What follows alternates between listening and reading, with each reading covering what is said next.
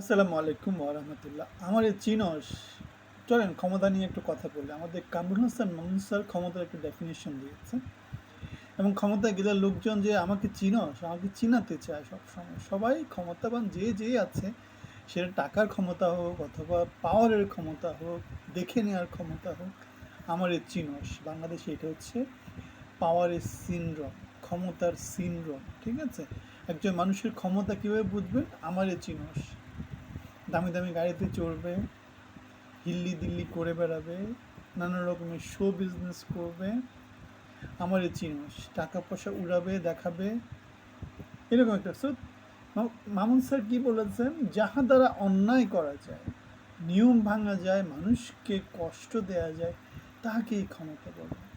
আপনি কি এটার সাথে ডিসএগ্রি করেন? আমি তো ডিসএগ্রি করি না। এটাই ক্ষমতা।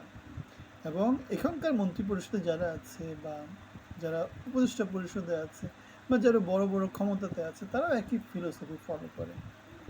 অথবা বৈষম্য বিরোধী ছাত্র আন্দোলনের এখন যারা বড় বড় নেতা, আমার এই চিনস, একই সিন্ড্রোমে ভুগতেছে। মানে, আর সবচেয়ে বড় কথা কামরুল হাসান মামুন স্যার অনেক সুশিক্ষিত একজন মানুষ। সুশিক্ষা বড় একটা ভূমিকা পালন করে। যা শিক্ষা যত বেশি, মানুষ ওই যে বিনয়, না বিনয় জিনিসটা তখন চলে আসে। কিন্তু যত শ্যালো হবে, যত ছোট লোকের টাইপের মানুষ হবে, তত বড় আমি চিনস, আমার এই চিনস, এই সিনড্রোমে ভুগবে। সো রাজনীতির বড় একটা পার্ট, এখনকার সময়ের যে রাজনীতির বড় একটা পার্ট, আমার এই চিনস ছোট লোকের রাজনীতি। বড় লোক যারা, তারা এই সিনড্রোমে ভোগে না। আমার এই চিনস তারা জানে, তারা ইনস অ্যান্ড আউটস পুরো জিনিসটা জানে।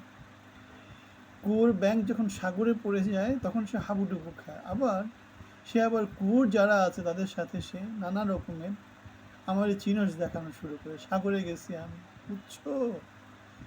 এই হচ্ছে ক্ষমতা। সো কামরুল হাসান মামুন স্যার খুব সুন্দর কথা বলেছে, আমার এই চিনস টাকা দিয়ে দেখায়, আমার এই চিনস ক্ষমতা দিয়ে দেখায়, আমার এই চিনস টাকা দিয়ে ক্ষমতা অর্জন করে, আবার ক্ষমতা দিয়ে টাকা অর্জন করে।